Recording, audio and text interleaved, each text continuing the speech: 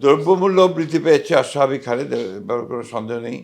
কিন্তু এত দ্রুত এই সরকার এটা নিয়ন্ত্রণ করতে পারবেন, এটা আমিও বিশ্বাস করি না। সেজন্যই আমরা সবসময় বলে আসছি যেটা, যে সমস্যাগুলো সমাধান করতে হলে একটা জনসমর্থিত সরকার দরকার, অর্থাৎ জনগণের ম্যান্ডেট নিয়ে যে সরকার আসবে, নির্বাচনের দরকার। সেই নির্বাচন করেই আমার মনে হয় দল যারাই নির্বাচিত হোক তারা জনগণের সমর্থন নিয়ে আসার পর তার আলাদা শক্তি থাকবে।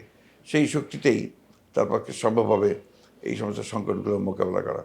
আরেকটা জিনিস আমি এই সময় লক্ষ্য করছি, যেটা আমার কাছে মনে হয়েছে, যে প্রায় বিভিন্ন সংস্থা, বিভিন্ন গোষ্ঠী, স্কুলের শিক্ষকরা, মাদ্রাসার শিক্ষকেরা, ইউনিভার্সিটির শিক্ষকেরা, তারা সব দাবি দাওয়া নিয়ে আসছেন। তারপরে রেলওয়ের শ্রমিকরা, অন্যান্য শ্রমিকরা দাবি দেওয়া নিয়ে আসছেন। ছাত্ররা কলেজের ইউনিভার্সিটি করতে হবে, তার দাবি দেওয়া নিয়ে আসছেন। ফলে এই সরকারকে একটা বৈরী অবস্থার মুখোমুখি হতে হচ্ছে। ফলে স্বাভাবিকভাবেই তাদের কাজ করা একটু ডিফিকাল্ট, এটা আমরা সবাই মনে করি। সেই সঙ্গে সরকার যে একটা ভালো কাজ করেছে, এটা তো আমাদের স্বীকার করতে হবে। সেটা হচ্ছে সংস্কার করার জন্য তারা কতগুলো কমিশন তৈরি করেছে। এই কমিশনগুলো তাদের সংস্কার রিপোর্ট তৈরি করবেন। রিপোর্ট তৈরি করার পরে তারা চিফ অ্যাডভাইজারের কাছে দেবেন। দেওয়ার পরে চিফ অ্যাডভাইজার বিরোধী দলগুলোকে ডাকবেন, তারা কথা বলে সেই সমস্যাগুলোর সমাধান করবেন বা সংস্কারগুলোকে আপনার বাস্তবায়িত করবার উদ্যোগ গ্রহণ করবেন। এখানে আমরা যেটা বলেছি যে এটা একটা ব্যাপক ব্যাপার, সংস্কার একটা চলমান প্রক্রিয়া।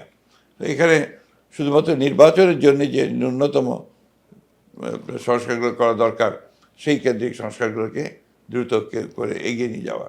যেমন নির্বাচন কমিশন বা নির্বাচন ব্যবস্থার ব্যাপারে প্রশাসনকে আপনার নিয়ে আসা, আইন শৃঙ্খলা পরিস্থিতিকে নিয়ন্ত্রণ করা এবং তাকে সংস্কার করা। সেই সঙ্গে বিচার ব্যবস্থার আপনার কিছুটা সংস্কার করা। এই বিষয়গুলো তো আপনার কাছে অর্থনৈতিক সংস্কারও করতে হবে। শিক্ষার একটা বড় সংস্কার প্রয়োজন আছে, হেলথের বড় সংস্কার প্রয়োজন আছে। তো এই বিষয়গুলো কিন্তু আপনার অন্তর্বর্তীকালীন সরকারের পক্ষে করা সম্ভব হবে না। সেই জন্য আমরা বলেছি যে এগুলো যত দ্রুত সম্ভব সংস্কারগুলো করে ইমিডিয়েটলি নির্বাচনের দিকে যাওয়া। এখনকার যে সমস্যাগুলো তৈরি হয়েছে, এই সমস্যাগুলোকে আপনার যদি আপনার চ্যালেঞ্জগুলো মোকাবেলা করতে হয়, এই চ্যালেঞ্জ মোকাবেলা করার জন্য নির্বাচনই হচ্ছে একমাত্র পথ। নির্বাচন ছাড়া বিকল্প কোনো রাস্তা নেই এবং সংস্কারগুলো এর মধ্যেই, চলমান প্রক্রিয়ার মধ্যেই সংস্কারগুলো করতে হবে। এই ক্ষেত্রে জাতীয় ঐক্য একটা খুব বড় গুরুত্বপূর্ণ বিষয়। আমরা বারবার বলেছি যে এখানে ছোটোখাটো বিষয়গুলোতে বিভক্ত না হয়ে আমরা প্রধান লক্ষ্যগুলোকে সামনে নিয়ে ঐক্যবদ্ধ থাকি এবং গণতন্ত্রে উত্তরণের, ট্রানজিশন টু ডেমোক্রেসি, এ ব্যাপারটাকে আমরা নিশ্চিত করি। একটা কথা আমাদেরকে স্বীকার করতেই হবে যে গণতন্ত্রের ব্যবস্থা ছাড়া আর অন্য কোনো ব্যবস্থা গণতন্ত্রের মতো ভালো হতে পারে না। গণতন্ত্রের সব কিছু ভালো তা না, কিছু কিছু খারাপও আছে, but it is the best amongst the worst ধরে নিতে হবে।